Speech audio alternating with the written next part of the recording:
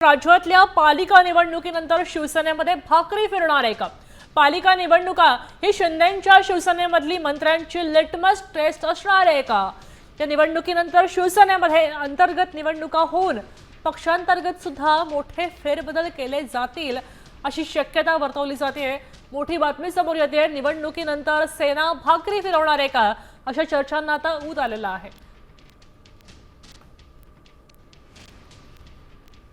आपल्यासोबत वैदेही जोडल्या गेलेल्या आहेत। वैदेही, निवडणुकीनंतर सेना भाकरी फिरवेल असं बोललं जात आहे, काय तथ्य आहे, तुम्हाला काय वाटतंय?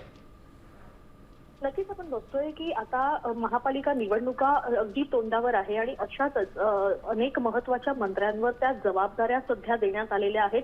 त्यामुळे कुठले मंत्री कशा पद्धतीनं जबाबदारी करतील आणि कशा पद्धतीनं शिवसेनेचे नगरसेवक निवडून येतील याच्याकडे आता शिवसेना ही प्रामुख्यानं पाहत असल्याचं बघायला मिळत आहे।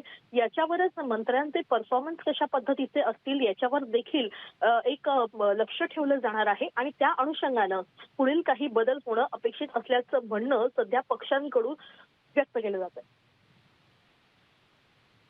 सविस्तर माहितीसाठी